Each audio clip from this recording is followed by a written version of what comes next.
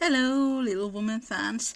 Today's comment shoutout goes to Azul, who left this comment to my article, Why Jo and Laurie Don't End Up Together. Quote, as a person who has only seen the 2019 movie and the 2017 series, I am very grateful for this article. I really liked the story in Little Woman, but I always wondered why Jo wasn't in love with Laurie, especially since they seemed to get along pretty well. Now, I see that everything makes sense thanks to your enlightenment regarding the missing details found in the original source. I am very surprised that why they left many of Laurie's traits out of the films. Thank you for this piece, very deep, informative and well written. Thank you, Azul. Laurie is one of the most complicated characters in Little Woman, and it is sad that so many of the things that are part of his personality have been erased by the filmmakers, because not only does these characteristics of him explain why Jo rejects him and why she falls in love with Friedrich, but also why he falls in love with Amy and she to him. When people study Louisa May Alcott's life, were they then hobbyists or schoolers, people choose an area that they are interested, and one of the areas that I study is the literature that Louisa May Alcott liked to read, and how these certain storylines from these books can be found from Little Woman. And when I started that research, I quite soon came to the conclusion that Louisa May Alcott planned both Jo's and Friedrich's marriage and Amy's and Laurie's marriage years before she wrote Little Woman. They all can be found from the books that she read as a young person. For example, Jo and Friedrich type of relationship can be found from Susan Warner's book Wide Wide World, and that book appeared when Louisa was about 18 years old, and if we believe her journals, around that time she fell in love to her friend Henry David Thoreau, and in Susan Warner's book there's a spirited young woman who falls in love to her older male friend who also happens to be a philosopher. When people complain that Little Woman is sentimental, I recommend to read Wide Wide World. It is 100 times more sentimental than Little Woman, and it was one of the things that I struggled when I was reading it. Another Jo and Friedrich story would be the story of Eliza and Charles Follen, and that was a book that Louisa read at the age of 12. The real-life story of an American female writer who falls in love to a German immigrant. The connection there is so obvious, no one can argue with that. But then there are also the Laurie and Amy stories. A Laurie story can be traced to Louisa's favorite book, Wilhelm Meister's Apprenticeship. Wilhelm is a very similar character to Laurie. He wants to run away and become an actor, but his father wants him to take on the family business. And then in Little Woman, Laurie wants to run away and become a musician, like his mother, but his grandfather wants him to take on the family business. Wilhelm starts out having an affair with Mariana and then moves on to Natalia. And there's a scene in Wilhelm Meister where Natalia and Wilhelm are in the garden and he confesses his love to her. And the teenage Louisa May Alcott has spent their word beautiful. So when people say that, oh, Alcott didn't want to marry Jo to Laurie, so she just married him to Amy and Friedrich to Jo in the last minute. I digress. I think the only way that Jo would have ended up with Laurie is if Louisa May Alcott would have married Laddie Wisniewski, and that never happened. She considered it, but rightfully turned him down.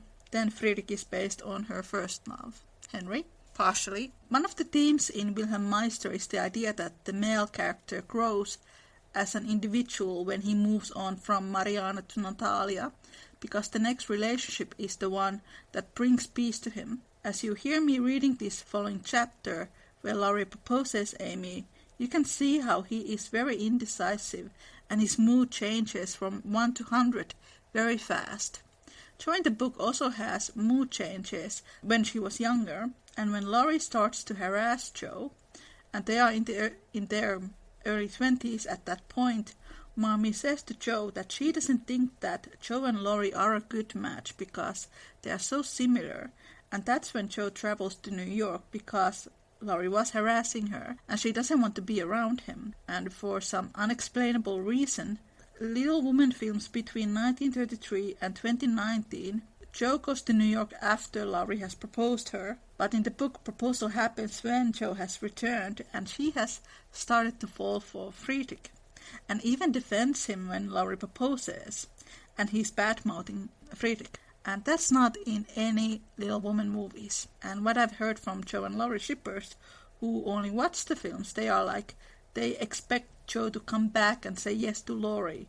But that was not the reason she went to New York. She went to New York because Laurie made her feel uncomfortable. And he's very demanding in the book when he proposes, very aggressive. So it's very different to 1994 and 2019 films. My personal favorite is the 1933 film, where Laurie is very demanding when he proposes, and that is a lot closer to the novel. And Laurie is not a bad person in the novel.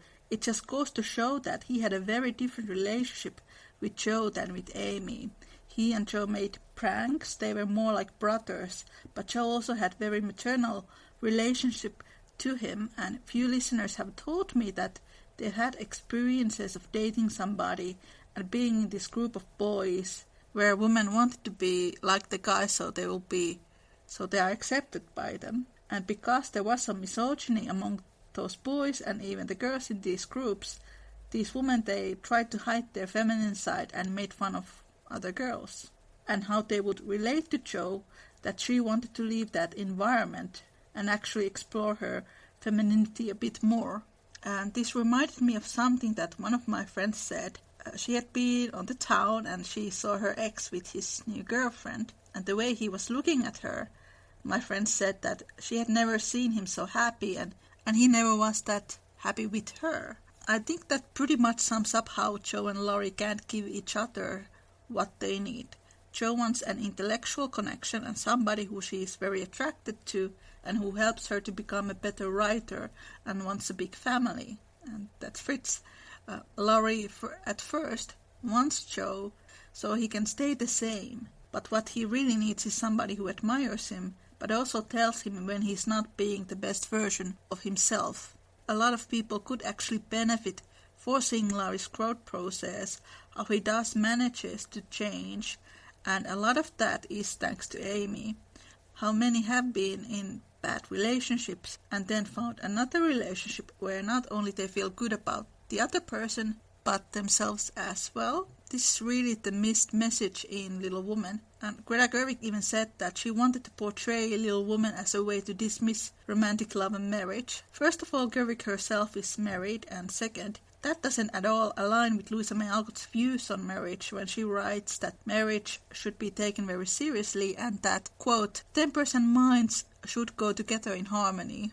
It is such a terrible misreading of the novel that the 2019 film didn't show Laurie doing any work for Amy, and it just seemed that he moved on Jo to Amy without any reason, and there wasn't any personal growth, and then showing Jo and Friedrich arguing when in the novel Jo and Friedrich don't argue, the narrator mentions that Friedrich had the ability to calm Jo, unlike Laurie who makes Jo feel very agitated.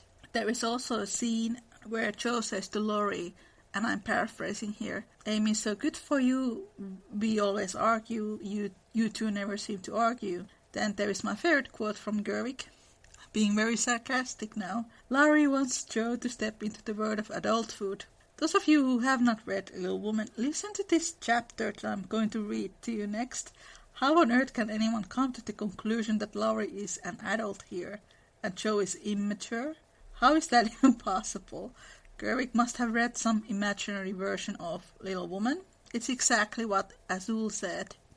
I really liked the story in Little Woman, but always wondered why Jo wasn't in love with Laurie, especially since they seem to get along pretty well. I'm surprised that they left many of Laurie's traits out of the films. My pal Jimena, she read Little Woman for the first time after seeing the 2019 film. Then she went reading the book expecting to find those romantic moments between Jo and Laurie that Gerwig had talked about, but there are no romantic scenes between Jo and Laurie in the novel. So it just makes you wonder what is the point of romanticizing Jo and Laurie? An even bigger question, why the filmmakers sabotage these other two great relationships in the novel. It just boggles my mind. But hey, that's why I started this podcast, so we can study and read and love this book and appreciate Amy and Laurie and Jo and Friedrich. This is what Jimena said about 2019 film. Quote, I think one of the ways you can see how this movie doesn't respect character arcs is in the way the actors talked about their roles. Timothée Chalamet had absolutely no idea of Laurie's arc. None. He gets asked a couple of times to imagine who would Laurie be in 2019, and he really didn't know what to answer. He didn't know what brought him and Amy together. All he kept saying was how much Laurie loved Jo. That's it. He didn't even know what he was doing in the last scene. Even when the 2017 series erased Laurie's flaws, the cast still understood that Fritz was the right partner for Jo. They saw it as meeting of the minds. I think that speaks a lot about how Gerwig wrote and directed this movie. She clearly didn't care about Laurie bettering himself and becoming a useful member of society, and we don't see any of that growth in the movie. The first draft of the script had some of it, but then it disappeared. He becomes no more than a love interest to Jo and Amy. He has no meaningful scenes alone where we can see who he is as a person. There's only that little bit before Amy comes hurting, and then when they are having breakfast together. That's like 2 minutes. The rest of his scenes relate to his relationship with either Jo or Amy. He was sold as the OG ally just because he's friends with the girls, and as someone who wanted Jo to step into adulthood with him, there was not much growth to ask of him. He was pretty much set from the beginning. His only problem was which marches to love. Another book with Amy and Laurie storyline is Mary Young's The Heir of Redcliffe, and this book appeared when Louisa May Alcott was 21. It tells about a rich young man called Sir Guy Morville, and he falls in love with his cousin whose name is Amy Edmonstone. Yes, the girl's name is Amy. The connections between Laurie and Guy are very obvious. They are both orphans who live with their grandfather. Maybe someday I will make an episode where I compare Guy and Amy to Laurie and Amy. In Little Women, Jo and Friedrich have the two when they speak to each other so they can feel closer to each other. And Amy and Laurie have the my lady and my lord. Guess what? In The Heir of Redcliffe, Sir Guy calls Amy as my lady and she calls him as her lord. I think there is a lot of evidence that show that Louisa May Alcott very likely planned these marriages already when she was writing part 1, perhaps even earlier, since she had read some of these stories since childhood. There is a reference to the Wide Wide World in part 1 of Little Women.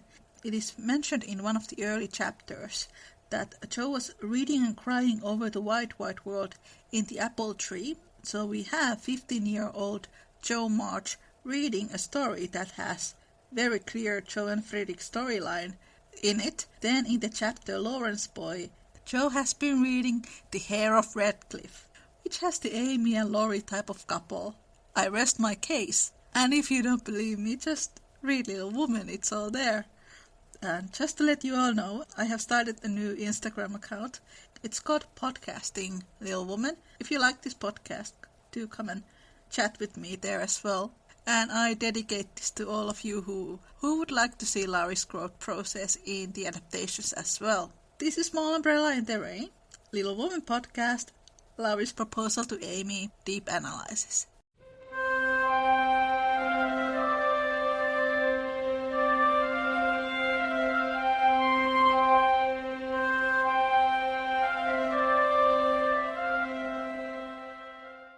Learning to forget. Amy's lecture did Laurie good, though, of course, he did not own it till long afterward. Men seldom do, for when women are the advisers, the lords of creation don't take the advice till they have persuaded themselves that it is just what they intended to do. Then they act upon it, and if it succeeds, they give the weaker vessel half the credit of it. If it fails, they generously give her the whole. Laurie went back to his grandfather and was so dutifully devoted for several weeks that the old gentleman declared the climate of Nice had improved him wonderfully, and he had better try it again. There was nothing the young gentleman would have liked better, but elephants could not have dragged him back after the scolding he had received. Pride forbid, and whenever the longing grew very strong, he fortified his resolution by repeating the words that had made the deepest impression. I despise you. Go on, go and do something splendid that will make her love you. Laurie turned the matter over in his mind so often that he soon brought himself to confess that he had been selfish and lazy, but sorts of vagaries, till he has lived it down. He felt that his blighted affections were quite dead now. That being done, he felt that he was ready to hide his stricken heart and still where he had musical friends, and fell to work with the firm determination to distinguish himself. But whether the sorrow was too vast to be embodied in music, or music too ethereal to uplift a mortal woe, he soon discovered that the requiem was beyond him, just at present. It was evident that his mind was not in working order yet, and his ideas needed clarifying, for often in the middle of plaintive strain he would find himself humming a dancing tune that vividly recalled the Christmas ballad-niece, especially the stout Frenchman, and put an effectual stop to tragic composition for the time being. So here we have Laurie thinking his time in Nice and humming the tune of the Christmas ball. We can already see that his thoughts have swift towards Amy. Then he tried an opera, for nothing seemed impossible in the beginning, but here again unforeseen difficulties beset him. He wanted Jo for his heroine, and called upon his memory to supply him with tender recollections and romantic visions of his love.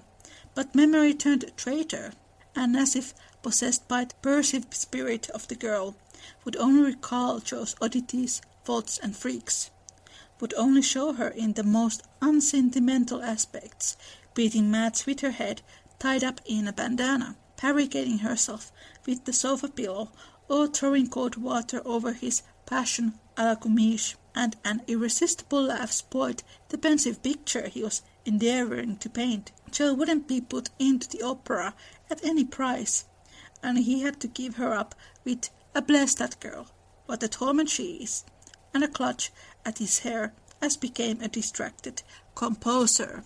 I don't think Laurie was ever in love with Jo. He was in love with the idea of love, not the actual person, and he admits to himself that Jo would not be put into an opera at any price. Well, maybe if Fritz would compose an opera for Jo. When he looked about him for another and less intractable damsel to immortalize in Melodie, memory produced one with the most obliging readiness. This phantom wore many faces, but it always had golden hair, was enveloped the Ephanos cloud, and floated airily before his mind's eye in a pleasing chaos of roses, peacocks, white ponies, and blue ribbons. He did not give the complacent red any name, but he took her for his heroine, and grew quite fond of her, as well as he might, for he gifted her with every gift and grace under the sun, and escorted her, unscratched, through trials which would have annihilated any mortal woman. So here we have Laurie creating this fantasy woman of his dream. It does resemble Amy a little bit, but it doesn't have any kind of personality.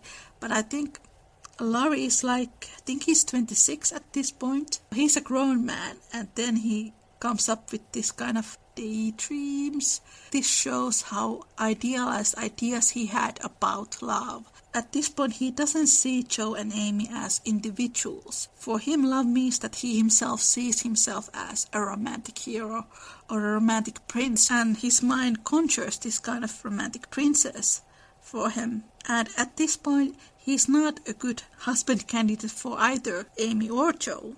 And this part, it has never been adapted. Thanks to this inspiration, he got on swimmingly for a time, but gradually the work lost its charm, and he forgot to compose while he sat musing, pen in hand, or roamed about the gay city to get new ideas and refresh his mind, which seemed to be in a somewhat unsettled state that winter. He did not do much, but he thought a great deal and was conscious of change of some sort going on in spite of himself. Its genius shimmering, perhaps. I'll let it simmer and see what comes of it, he said, with a secret suspicion, all the while that it wasn't genius, but something far more common. Whatever it was, it simmered to some purpose, for he grew more discontent with his desultory life, began to long for some real and earnest work to go at, soul and body, and finally came to the wise conclusion that everyone who loved music was not a composer, returning from one of Mozart's grand operas, splendidly performed at the Royal Theatre. He looked over his own played a few of the best parts, sat staring up at the bust of Mendelssohn, Beethoven and Bach, who stared benignly back again. Then suddenly he tore up his music sheets, one by one, and as the last fluttered out of his hands, he said soberly to himself, "She's right. Talent isn't genius, and you can't make it so. That music has taken the vanity out of me, as Rome took it out of her, and I won't be a humbug any longer. Now, what shall I do?" This is my personal favorite Laurie moment, because this is the time when Laurie starts to turn from a boy into a man. This process was completely started by Amy when she lectured him. I said it so many times in this podcast, part of Laurie being a master procrastinator. It's never in any Little Woman films. And just like Amy says, Jo hates lazy people, and Amy herself doesn't like that Laurie is being unproductive. But here you can see how Amy has a great influence on Laurie. It's like what Emily said in the 150-year Laurie episode. There are people who just should get a job and not have these illusions of what artist life actually is. And Laurie is very privileged because he comes from a wealthy background. And he also comes to the conclusion that not everyone who likes music is a master composer. And that to him is another wake-up call, and I am very proud of him when I read this. That seemed a hard question to answer, and Laurie began to wish he had to work for his daily bread. Now, if ever, occurred an eligible opportunity for going to the devil, as he once forcibly expressed it, for he had plenty of money and nothing to do, and Satan is proverbially fond of providing employment for fool and idle ideas. The poor fellow had temptations enough from without and from within, but he withstood them pretty well, for much as he valued liberty, he valued good faith and confidence more, so his promise to his grandfather, and his desire to be able to look honestly into the eyes of the woman who loved him, and say, "All is well," kept him safe and steady. Very likely, some Mrs. Grantree will observe, "I don't believe it. Boys will be boys. Young men sow their white oats, and women must not accept miracles." I dare say you don't, Mrs. Grundy, but it's true. Nevertheless, women work a good many miracles, and I have persuasion that they may perform even that of raising the standard of manhood by refusing to echo such sayings. Let the boys be boys, the longer the better, and let the young men sow their white oats if they must, but mothers, sisters, and friends may help to make the crop a small one and keep many tares from spoiling the harvest by believing and showing that they believe in the possibility of loyalty to the virtues which make men manliest in good women's eyes. If it is a feminine delusion, leave us to enjoy it while we may, for without it half the beauty and romance of life is lost, and sorrowful forebodings would embitter all our hopes of the brave, tender-hearted little lads who still love their mothers better than themselves, and are not ashamed to own it. This is very interesting. We have been talking in this podcast how Jo occasionally have this boys will be boys attitude. In the first part of Little Woman, she has difficulties to question some of Laurie's actions. As the novel progresses, Jo starts to see flaws in her own way of thinking. And I think this is a very good example of it, when the narrator says that man and woman can have positive influence on one another. And I think this is a really good reference how Laurie behaves very differently with Amy than he does with Jo. Once again we have this idea, once again we have this reference of mothers wanting their boys to be the best that they can. And Jo always had more of a maternal relationship with Laurie. And Louisa May Alcott had very maternal relationship with the young boys who were models for Laurie. This is a very feminist idea for the 19th century. In Little Man there is a scene very similar to this where I think it was Dan who Jo says she and Friedrich hope that in the future there is a world where man and woman respect one another and learn from one another and grow to be better people. Laurie thought that the task of forgetting his love for Jo would absorb all his powers for years, but to his great surprise, he discovered it grew easier every day. He He refused to believe it at first, got angry with himself, and couldn't understand it, but these hearts of ours are curious and contrary things, and time and nature work their will in spite of us. Laurie's heart wouldn't ache, and intention stopped there. The wound persisted in healing with rapidity that astonished him. So when people ask me why you don't think that Laurie was ever in love with Jo, it's right here in the novel, people. It did not take him very long time to get over Jo, and instead of trying to forget, he found himself trying to remember. He had not foreseen this turn of affairs, and was not prepared for it. He was disgusted with himself, surprised at his own fickleness, and full of queer mixture of disappointment and relief that he could recover from such tremendous blow so soon. He carefully stirred up the embers of his lost love, but they refused to burst into a blaze. There was only a comfortable glow that warmed and did him good without putting him into a fever, and he was reluctantly obliged to confess that the boy's passion was slowly subsiding into a more tranquil sentiment, very tender, a little sad, resentful still, but that was sure to pass away in time, leaving a brotherly affection which would last unbroken to the end. I will add million exclamation marks to the air now. Laurie was never in love with Jo, he was just horny. I think it also shows that he didn't really knew what love really was, but he grows to learn. As the word brotherly passed through his mind in one of these reveries, he smiled and glanced up at the picture of Mozart that was before him. Well, he was a great man, and when he couldn't have one sister, he took the other, and was happy. Laurie did not utter the words, but he thought of them, and the next instant kissed the little old ring, saying to himself, "No, I won't. I haven't forgotten. I never can. I'll try again, and if it fails, why then—" Leaving his sentence unfinished, he seized pen and paper and wrote to Jo, telling her that he could not settle to anything while there was the least hope of her changing her mind. Couldn't she, wouldn't she, and let him come home and be happy?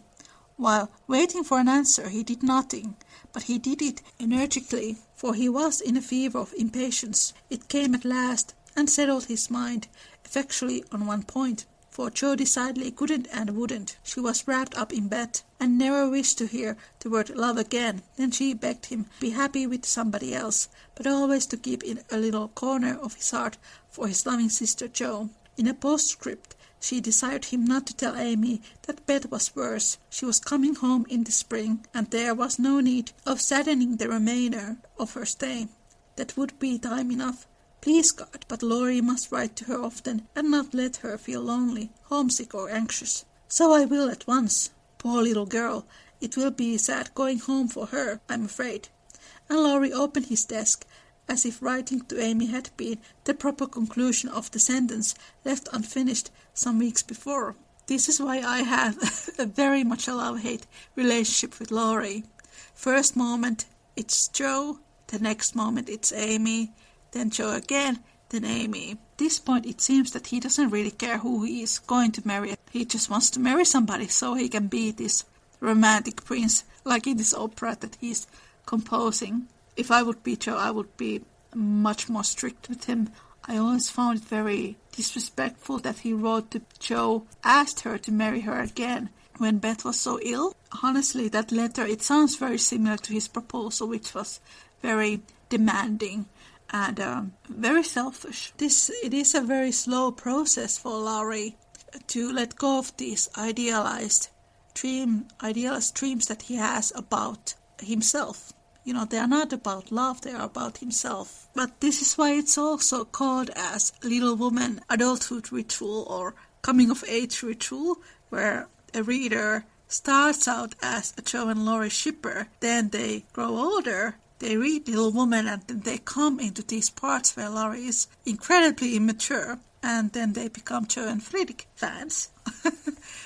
But he did not write the letter that day, for as he rummaged out his best paper, he came across something which changed his purpose. Tumbling about one part of the desk, among bills, passports and business documents of various kinds were several of Jo's letters, and in another compartment were 3 notes from Amy, carefully tied up with one of her blue ribbons, and sweetly suggestive of the little dead roses put away inside. With a half-repentant, half-amused expression, Laurie gathered up all Jo's letters, smoothed, folded, and put them neatly into a small drawer of the desk, stood a minute turning the ring thoughtfully in his finger, then slowly drew it off, laid it with the letters, locked the drawer, and went out to hear High Mass at St. Stephen's, feeling as if there had been a funeral, and though not overwhelmed with affliction, this seemed a more proper way to spend the rest of the day than in writing letters to charming young ladies. The letter went very soon, however, and was promptly answered, for Amy was homesick and confessed it in the most delightful,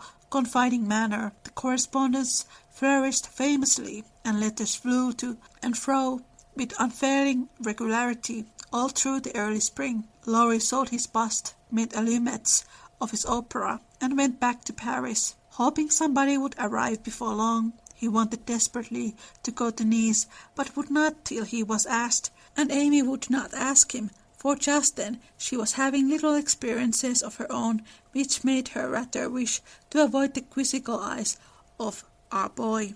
So now Laurie is slowly learning to listen to himself, growing out of that romantic prince illusion. Fred Vaughan had returned and put the question to which she had once decided to answer yes, thank you, but now she said no, thank you, kindly but steadily, for when the time came her courage failed her, and she found that something more than money and position was needed to satisfy the new longing that filled her heart so full of tender hopes and fears. The words, "Fred is a good fellow, but not at all the man I fancied you would ever like," and Laurie's face, when he uttered them, kept returning to her as pertinaciously as her own did, when she said in look, if not in words, "I shall marry for money." It troubled her to remember that now. She wished she could take it back. It sounded so unwomanly. She did not want Laurie to think her a heartless, worldly creature. She didn't care to be a queen of society now, half so much as she did to be a lovable woman. She was so glad he didn't hate her for the dreadful things she said, but took them so beautifully, and was kinder than ever. His letters were such a comfort, for the home letters were very irregular, and were not half so satisfactory as his when they did come. It was not only a pleasure, but a duty to answer them, for the poor fellow was forlorn and needing betting. Since Jo persisted in being stony-hearted, she ought to have made an effort and tried to love him. It couldn't be very hard. Many people would be proud and glad to have such a dear boy care for them. But Jo never would act like the other girls, so there was nothing to do but to be very kind and treat him like a brother. When people say that Amy stole Laurie from Jo, that never happened. Amy very clearly thinks that Jo could have married Laurie if she had wanted. But since Amy and Laurie have rekindled their friendship, she's thinking him more now, and he has had a good effect on her. Amy would have married Fred only for money, not money for herself, but to secure her family. And Amy has grown as a person here, thanks to Laurie and his positive influence on her, because she said no to Fred. Fred had much more money than Laurie had. The positive impacts go both ways here. Laurie has a good impact on Amy, and Amy has on Laurie. If we go back to the part of Laurie writing this letter to Jo, I've heard some people saying that, if Laurie would have waited a little bit and then proposed Jo again, she could have said yes. But in the book, Laurie actually did wait some time, didn't grow up at all, and then proposed Jo again with a letter. It didn't really work out. I do definitely believe that Louisa May Alcott meant it as criticism to this type of harassing behavior, and a lot of people still today think it's something romantic because of the adaptations, and they left these things out, or they don't portray Laurie's actions the same way as the book does. And I made an earlier episode about this, the similarities between Goethe's Sorrows of Young Werther and Laurie, Werther's obsession with Lottie, it's something that it doesn't have really anything to do with Lottie. It's all about Werther. And here it's the same with Laurie. His obsession of marrying Jo doesn't have anything to do with Jo. He sees Jo almost as a safety net, so he doesn't need to grow. And Amy's actions here, she gives him this push to stop daydreaming and grow, so Laurie's mind is sort of resisting that idea. And he comes from a very comfortable setting. He hasn't worked a day in his life like Amy says, and doesn't really know how to be an adult. Then there is this fight inside him. Jo means not needing to grow up, being in this relationship where she would mutter him and tell him what to do, versus relationship with Amy where he has to make his own decisions.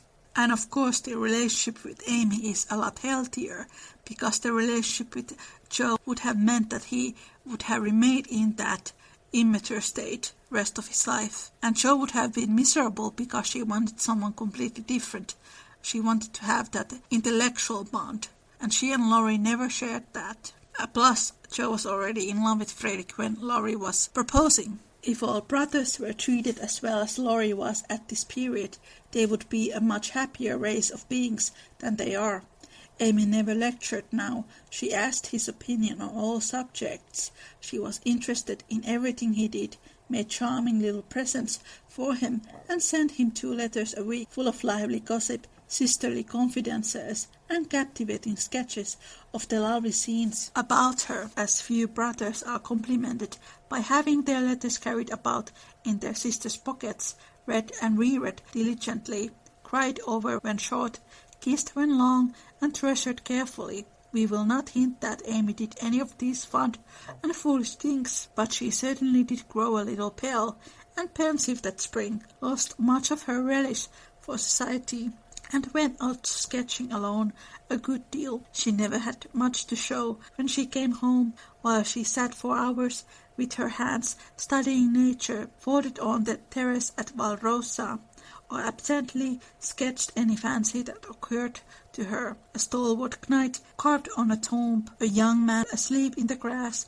with his hat over his eyes, or a curly-haired girl in a gorgeous array, promenading down a ballroom on the arm of a tall gentleman, both faces being left a blur accordingly to the last fashion in art, which was safe but not altogether satisfactory. So here we have Laurie dreaming of this princess that kind of looks like Amy, and then we have Amy making sketches of a curly-haired young man, but his face is blurred. Her aunt told that she regretted her answer to Fred, and finding denials useless, taking care that Laurie should know that Fred had gone to Egypt. That was all, but he understood it, and looked relieved as he said to himself with a venerable air, "I was sure she would think better of it. Poor old fellow, I've been through it all, and I can sympathize." With that he heaved a great sigh, and then, as if he had discharged his duty to the past, put his feet up on the sofa and enjoyed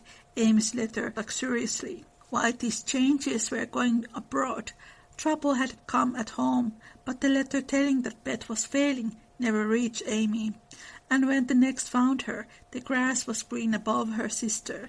The sad news met her at Vevey, for the heat had driven them from Nice in May, and they had travelled slowly to Switzerland by way of Genoa and the Italian lakes. She bore it very well, and quietly submitted to the family decree that she should not shorten her visit, for since it was too late to say good-bye to Beth, she had better stay and let absence soften her sorrow. But her heart was very heavy. She longed to be at home, and every day looked wistfully across the lake, waiting for Laurie to come and comfort her. I feel very bad for Amy, because I am very close to my sister. Of course she wanted to be at home. This is really troublesome, because in adaptations in 1933 and then 2019, they don't include this growth process that Laurie goes through when he realizes that he doesn't really love Jo. Like in that opera composing scene, he only thinks Jo's unpleasantries, and then he wants to marry her because she is the safety net. She's the little mother. The 1933 and 2019 film, Amy and Laurie bonding through Bet's dead. You just kind of get the feeling that he moves on from Jo to Amy without thinking it. Here in the book, he has a full transition and he becomes to understand that his relationship with Jo is more of a codependent and it's not romantic love. He did come very soon, for the same mail brought letters to them both, but he was in Germany and it took some days to reach him. The moment he read it, he packed his knapsack, bade adieu to his fellow pedestrians, and was off to keep his promise, with a heart full of joy and sorrow, hope and suspense. He knew the way well, and as soon as the boat touched the little quay, he hurried along the shore to La Tour, where the Carols were living in a pension. Garçon was in despair that the whole family had gone to take a promenade on the lake, but no, the blonde mademoiselle might be in the shadow garden. If Monsieur would give himself to the pain of sitting down, a flash of time should present her. But Monsieur could not wait even a flash of time, and in the middle of the speech departed to find Mademoiselle himself, a pleasant old garden on the borders of the lovely lake, with chestnuts rustling overhead, ivy climbing everywhere, and the black shadow of the tower falling far across the sunny water. At one corner of the white, low wall was a seat, and here Amy often came to read or work, or console herself with the beauty all about her. She was sitting here that day, leaning her head on her wand, with a homesick heart and heavy eyes, thinking of Bet, and wondering why Laurie did not come. She did not hear him cross the courtyard beyond, nor see him pause in the archway that led from the subterranean path into the garden. He stood a minute, looking at her with new eyes, seeing what no one had ever seen before, the tender side of Amy's character. Everything about her mutely suggested love and sorrow, the blotted letters in her lap, the black ribbon that tied up her hair, the womanly pain and patience in her face. Even the little ebony cross at her throat seemed pathetic to Laurie, for he had given it to her, and she wore it as her only ornament. If he had any doubts about the reception she would give him, they were set at rest the minute she looked up and saw him, for dropping everything, she ran to him, exclaiming in a tone of unmistakable love and longing, "Oh, Laurie, I knew you'd come to me." If I once again refer to this opera that Laurie was writing, I mean, this is a beautiful picture, Amy and Laurie in the garden, and Amy grieving. Laurie does like to be this swashbuckling romantic hero for Amy. I think everything was said and settled then, for as they stood together quite silent for a moment, with the dark head bent down protectingly over the light one, Amy felt that no one could comfort and sustain her well as Laurie, and Laurie decided that Amy was the only woman in the world who could fill Jo's place and make him happy. He did not tell her so. She was disappointed, for both felt the truth, were satisfied, and gladly left the rest to silence. Amy went back to her place, and while she dried her tears, Laurie gathered up the scattered papers, finding in the side of sundry well-worn letters and suggestive sketches good omens for the future. "I'm just smiling here by myself." As he sat down beside her, Amy felt shy again, and turned rosy red at the recollection of her impulsive greetings. "I couldn't help it. I felt so lonely and sad, and I was so very glad to see you. It was such a surprise to look up and find you, just as I was beginning to fear you wouldn't come," she said, trying in vain to speak quite naturally. "I came the minute I heard. I wish I could say something to comfort you for the loss of a dear little Bet, but I can only feel and—" He could not get any further, for he, too, turned bashful all of a sudden, and did not quite know what to say. He longed to lay Amy's head down on his shoulder and tell her to have a good cry, but he did not dare, so took her hand instead and gave it a sympathetic squeeze that was better than words. They do remind me a bit of Jo and Fredrik at this point, being a bit shy with one another. I have said this before in this podcast. When part 2 of Little Woman was published, Louisa May Alcott, she got into a bit of a trouble because there are sexual undertones in the novel, in these relationships. Jo experiencing her sexual awakening with Fredrik, and obviously Amy and Laurie having romantic moments as well. "You don't need to say anything. This comforts me," she said softly. Betty's well and happy, and I mustn't wish her back. But I dread the going home, much as I long to see them all. We won't talk about it now, for it makes me cry, and I want to enjoy you while you stay. You needn't go right back, need you? No, if you want me, dear. I do so much.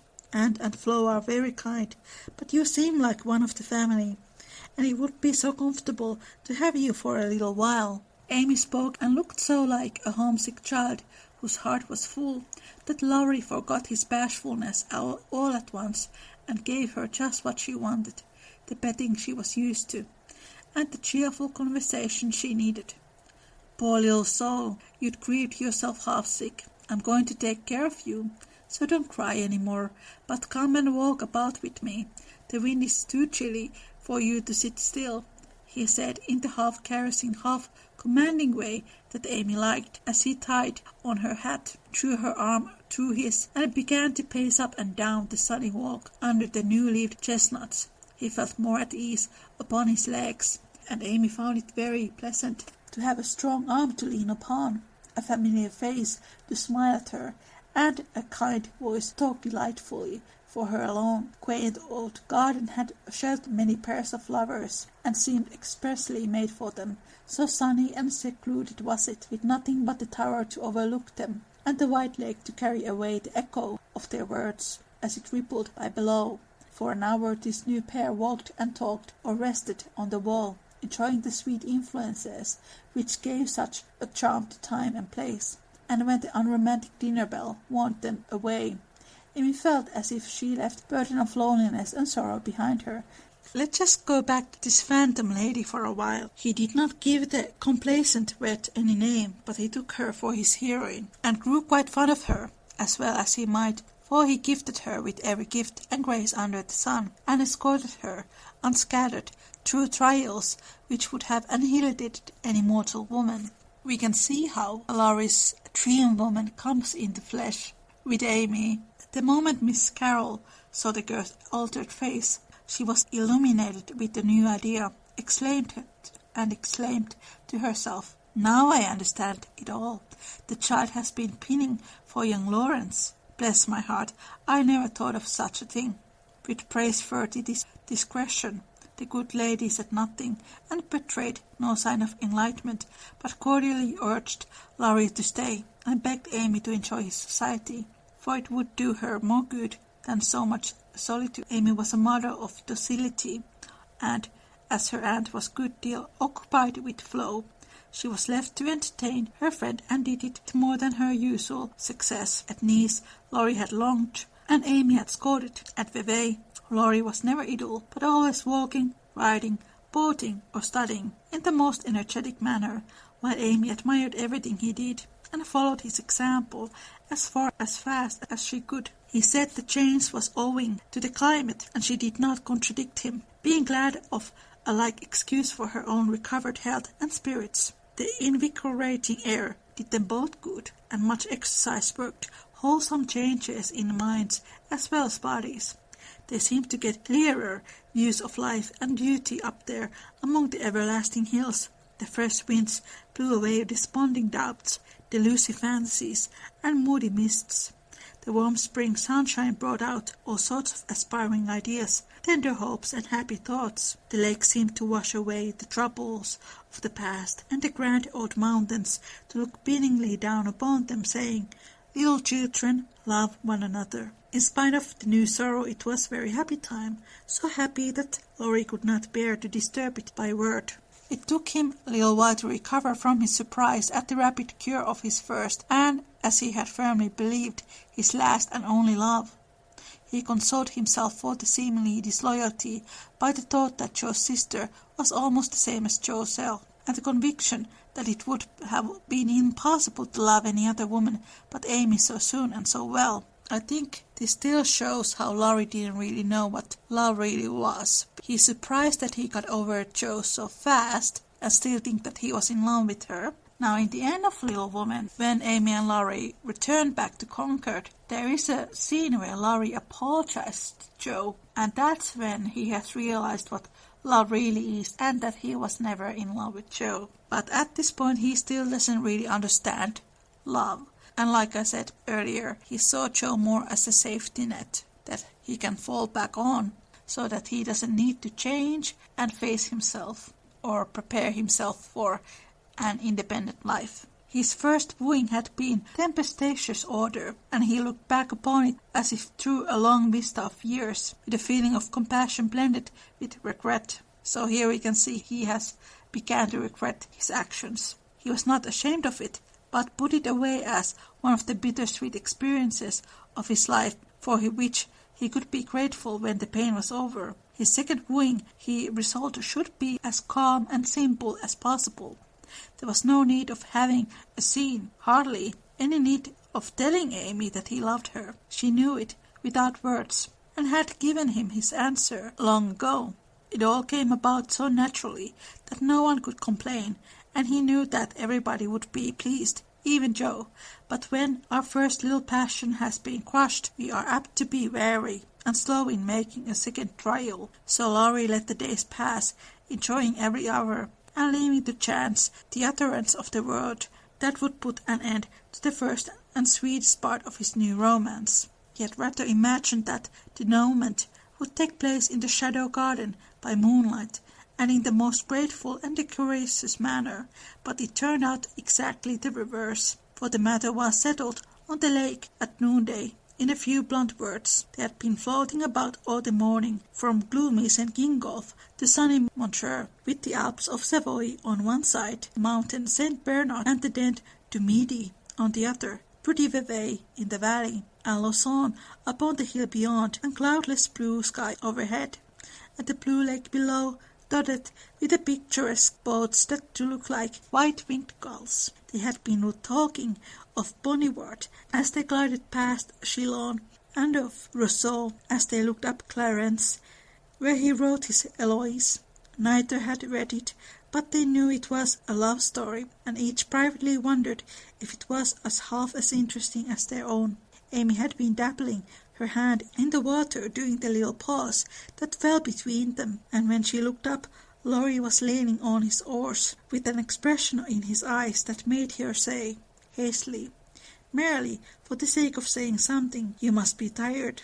Rest a little, and let me row. It will do me good, for since you came I have been altogether lazy and luxurious. I'm not tired, but you may take an oar if you like. There's room enough, though. I have to sit nearly in the middle, else the boat won't trim," returned Laurie, as if he rather liked the arrangement, feeling that she had not mended matters much. Amy took the offered third of a seat, shook her hair over her face, and accepted an oar. She rowed as well as she did many other things, and though she used both hands and Laurie but one, the oar kept time, and the boat went smoothly through the river. "How well we pull together, don't we?" said Amy, who objected the silence just then. "So well that I wish we might always pull the same boat." "Will you, Amy?" very tenderly. "Yes, Laurie," very low. Then they both stopped rowing, and unconsciously added a pretty little tableau of human love and happiness to the dissolving views reflected in the lake.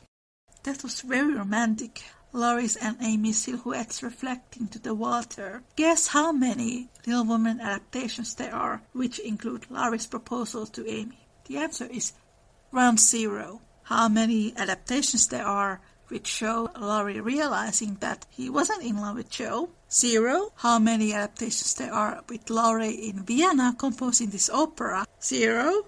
And him starting to dream about this girl that looks like Amy? 0. Laurie proposing Jo again when Beth is ill? 0. I understand people who watch the films and ship Jo and Laurie because they don't give the reason why Laurie falls in love with Amy. They don't. And it's really dismissive for the author. This is why I do this podcast. Laurie's proposal to Amy is very romantic, very sweet. This chapter does remind me the way Hannah says that Laurie is a weathercock, that his mood changes all the time. It is a very slow process that he grows and changes, and people say he's romantic because he's so passionate. He wants to marry Jo because he's so passionate. In the 19th century, this idea of being in this romantic misery. People considered that very romantic. That's why Goethe's books were very popular, and that's also why people find it romantic in Little Woman when Laurie is in this romantic misery. But then, every time when he thinks of Jo and marriage, he doesn't really think about Jo. It's always about him living in this sort of fairy tale fantasy. And it's very different, for example, to Friedrich, who thinks about Jo and future that he could share with her. But with Laurie, it was always a very idealized idea what love was. I really love that scene in Vienna because it shows how he doesn't really seem to understand what marriage is about when he is composing these operas. First he tries to put Jo into that opera, and then he laughs when he realizes that no, Jo is not that kind of a person.